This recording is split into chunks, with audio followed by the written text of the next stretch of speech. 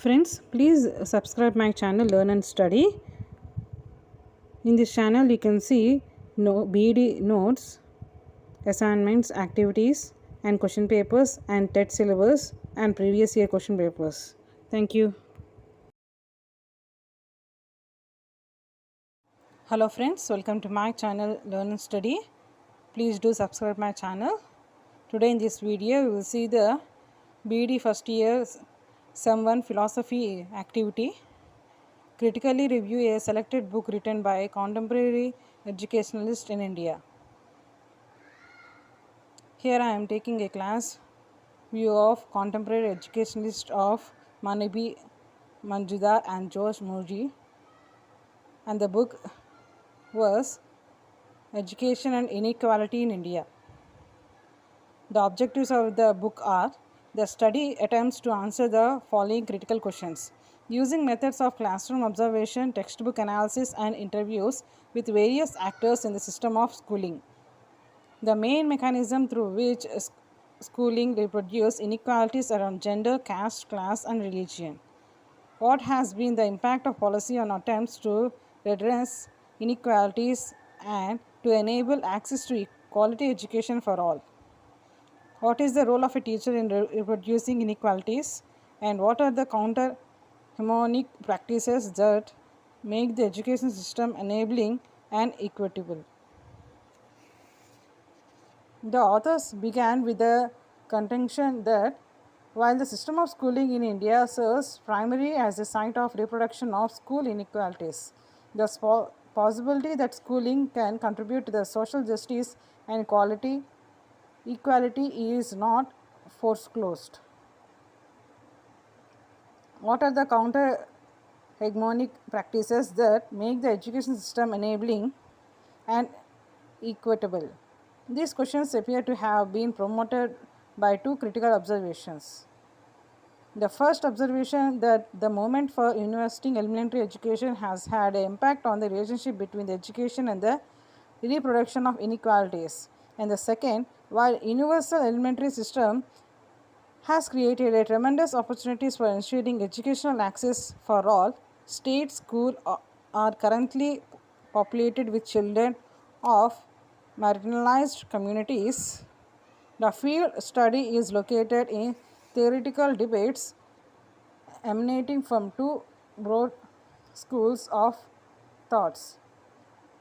One that views education is initially linked to social justice and freedom, and that it is now a fundamental right. The author argued that implicit in the debates on the social role and the purpose of the education are different conceptualizations of the role of the state.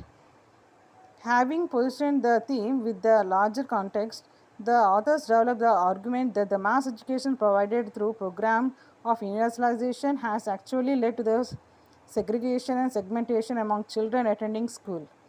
This, they argue, is a result of a deep contradiction that characterizes Indian education policy. Substantive evidence from the field and from the secondary source of data is presented to the build the argument that segregation and segmentation are the direct consequences of the gross neglect government schools and the quiet with the withdrawal of the state in many parts of the country.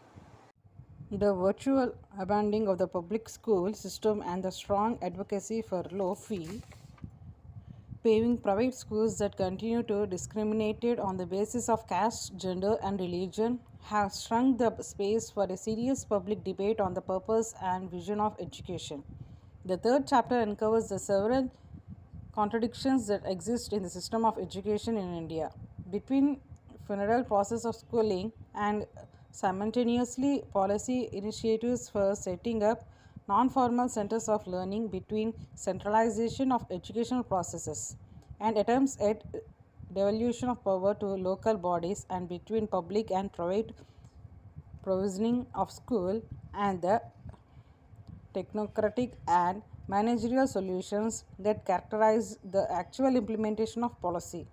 The fourth chapter focuses on the abbreviativeness experienced by government school teacher, the widening class gap between the teacher and the children in government schools teacher, a political view of poverty, illiteracy, knowledge and education, and lack of intellectual and provisional agency due to excess bureaucratic control and resulting decline in the dignity of the school teacher in India's society have made the teacher the object of state reform. The fifth chapter takes the reader into the everyday life of an Indian classroom, biased and negative behavior of teacher, corporal punishment, and the sheer negation of children identities are the usual norm. The everyday socialization in the school is determined by the socio-economic context of the school, where children learn to accept the teacher's authority. Continuing the analysis of the classroom, the sixth chapter presents a meticulous examination of the teaching practices and assignments as part of the pedagogic culture of the classroom.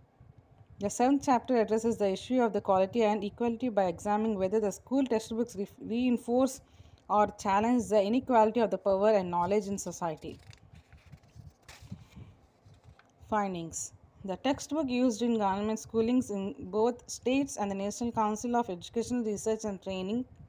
Textbooks published following the National Curriculum Framework of 2005 have been analyzed by this empirical analysis corroborates the finding of earlier research studies indicating the close link between school textbooks and ideology. The inclusion and exclusion of ideas and issues convey implicit and explicit messages with regard to caste, class, religion, and gender. Using a comparative analysis of school textbooks, the author argued the inequality is reproduced. Through the curriculum and the differential design, textbooks can create possibilities of challenging inequalities provided teachers are consciously prepared to do so. The textbook does not give any clear answer. It does is lay bare some of the key dilemmas and contradictions that play out in the field of educational practices and policies, as well as the role of the state. Suggestions: whether the teacher collects and the power of community voice are exemplified in the book, can challenge the structural mechanisms that instructionalize and sustain inequalities.